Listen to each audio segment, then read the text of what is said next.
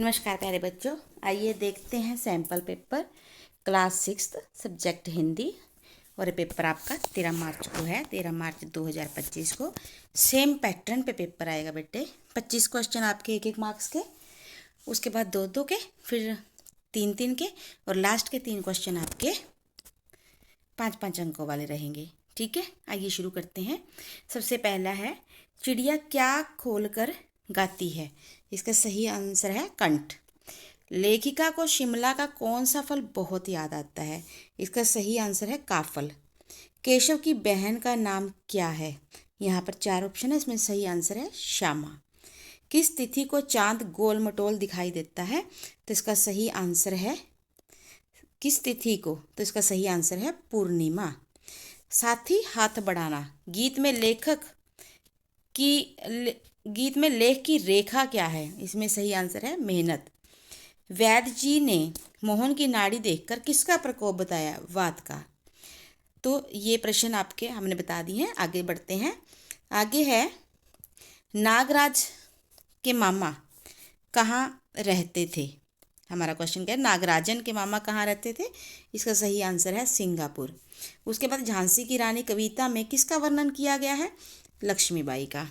Next है, जो देखकर भी नहीं देखते में लेखिका चीज़ों को कैसे पहचानती है? छूकर। लेखक ने संसार किसे कहा है? पुस्तक को। बड़ी होकर बालिका क्या नहीं खोना चाहती? माँ का स्नेह।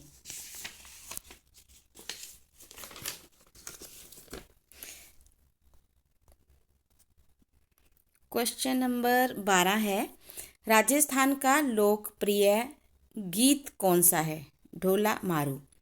78 वर्ष की आयु में गांधी जी ने क्या बनाना सीखा? आंसर है खाखरा। सरफिरोशी की तमन्ना अब हमारे दिल में है, ये पंक्तियाँ कौन गाया करते थे?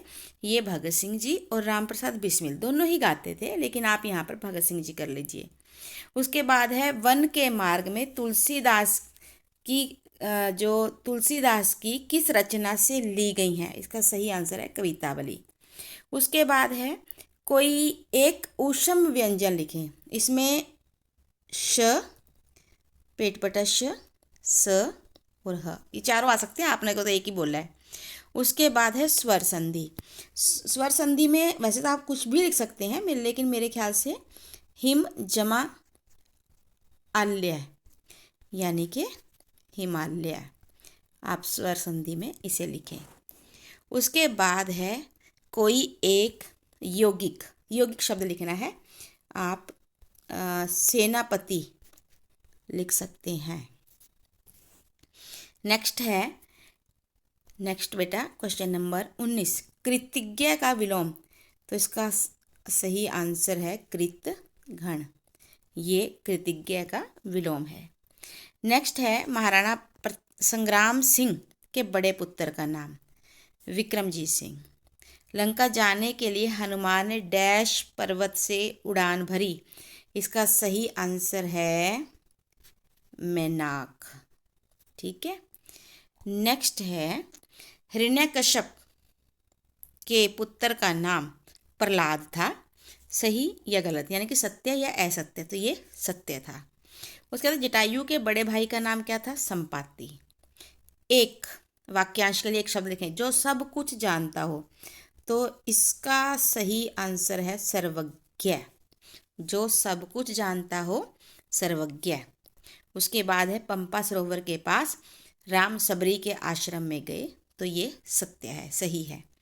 उसके बाद 26 से लेकर 33 तक आपके पास 2-2 अंकों वाले प्रश्न हैं। ये आप अपनी बुक से समझकर याद करें।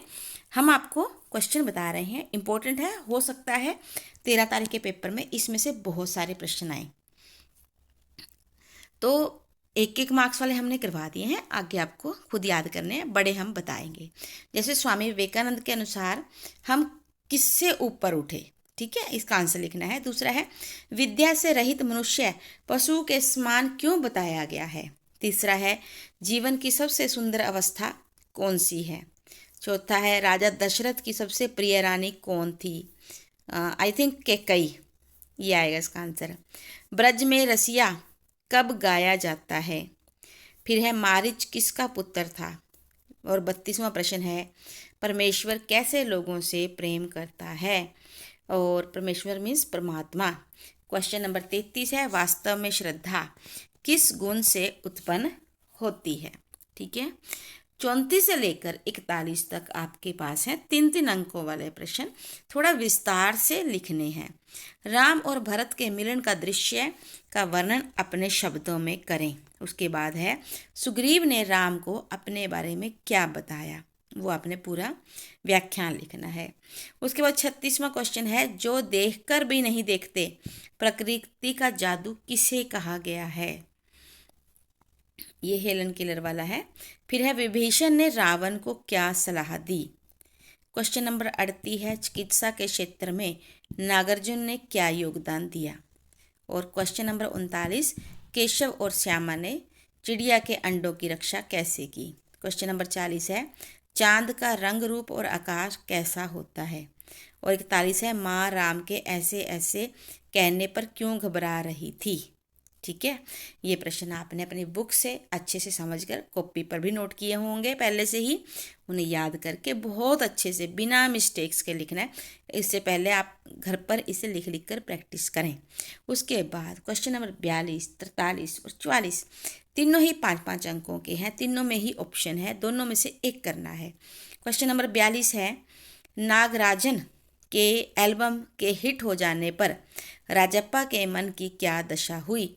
अथवा ये लिखिए, नहीं आता, दूसरा लिखिए, सुभद्रा कुमारी चौहान रानी लक्ष्मीबाई को मर्दानी क्यों कहती है? दोनों में से जो आपको अच्छे से आता है वो कीजिए। क्वेश्चन नंबर 43, कृष्ण पक्ष और शुक्ल पक्ष के बारे में आप क्या जानते हैं? अथवा या इसके अलावा साथ ही हाथ बढ़ाना पाठ का मूल भाव अपने शब्दों में लिखें। 5 अंकों का है, अच्छा खासे लगभग 100 शब्दों का आपने लिखना है। उसके बाद है, आवश्यक कार्य की छुट्टी के लिए, यानी कि अर्जेंट पीस ऑफ वर्क, जरूरी काम के लिए प्रार्थना पत्र लिखना है मुख्याध्यापक जी को, या फिर बीमारी की छुट्टी के लिए मुख्याध्यापक को प्रार्थना पत्र लिखें। बस इतना ही इस वीडियो में। आशा है ये वीडियो आपके लिए बहुत काम आएगी। आपको 1-1 मार्क्स के क्वेश्चन हमने करवा दिए हैं, 2-2 मार्क्स के थोड़े बड़े आप खुद कर सकते हैं। अगर आप अब भी हमारे चैनल पर आ चुके हैं और हमारा चैनल सब्सक्राइब नहीं किया है तो जल्दी से सब्सक्राइब कर लें। बाकी बच्चों के साथ भी ये वीडियो शेयर करें। अगर वीडियो पसंद आती है तो लाइक करें, और कोई भी क्वेरी हो तो निसंकोच कमेंट करें। Thank you, have a nice day, God bless you बेटा। जय हिंद, जय भारत।